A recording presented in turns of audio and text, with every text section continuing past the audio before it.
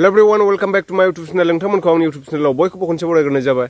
नोंथांमोन आं दिनै माने मोनसे कनसेप्ट सानगासिनो दंमोन आरोना इमोशनेल माने मा होनना बुङो रोमान्टिकबो माने एसे हार्ट टाचिंनि मोनसे कनसेप्ट सानगासिनो आरो मिउजिकनि। तो बिनि थाखायनो आङो दिनै माने रस्टिं भिडिअ लाबोनाय जायासै। गाबोनहालागै आङो माने बेलेग कन्टेन्टनि सायाव रस्टिं भिडिअ लाबोगोन। तो नोंथांमोन माने आङो एलबाम मिउजिक भिडिअ लाबोनो नागिरदों बे माने इमोशनेलनि आरो नोंथांमोना नायनो हागोन लाभ स्टोरी बियो। दहाय सानखाबाय आं कनसेप्टखौ माने स्टोरीफोरखौ बोरै बानायनांगौ सानजोब्बाय।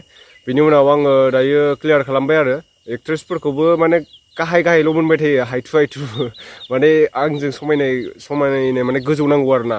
ओमफ्राय सानगासिनो दङ नागिरगासिनो मोनगोन थाबैनो लाबोगोन आङो। आरो बे भिडिअखौ माने मिउजिक एलबामखौ बे चेनेलावनो हगारनांगौ ना बै आंनि डिबि प्रडाक्सनाव हगारनांगौ नोंथांमोना कमेन्ट खालामनानै खोन्थाहरबानो जाबाय। बे चेनेलावनो हगारनांगौब्ला बे चेनेलावनो हगारगोन आरो गुबुन मोनसे चेनेलाव हगारनांगौबा गुबुन मोनसेयाव हगारगोन आरोना। नोंथांमोन मिउजिकआ आदा अमर होनाय माने ओमफ्राय सङा आं खननाय आरो रिलिक्सखौ जोंहा देरहा एक्स बर'आ होदोंमोन रिलिक्सखौ ओमफ्राय संखौ आंनो खननाय आरो बेयाव नोंथांमोना नायदो मादि जायो पारफरमेन्सफोरखौ। तो नोंथांमोन दिनैनि भिडिअआ एसेनोसै।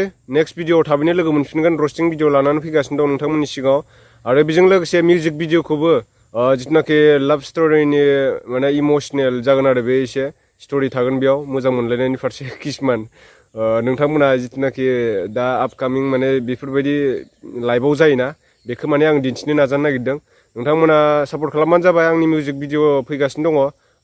नोंथांमोना कमेन्ट खालामनानै बबे चेनेलाव हगारनांगौ खोन्थाबानो जाबाय। तो नोंथांमोन साननैसो थानानै आङो मिउजिक भिडिअखौ लाबोगोन माने बे लाभ स्टोरीनि नालाय थाबैनो लाबोनो नाजागोन आङो। आंनिया माने बारा टाइम नाङा एलबाम सेलबाम बानायनो आरोना लाबोगासिनो दङ।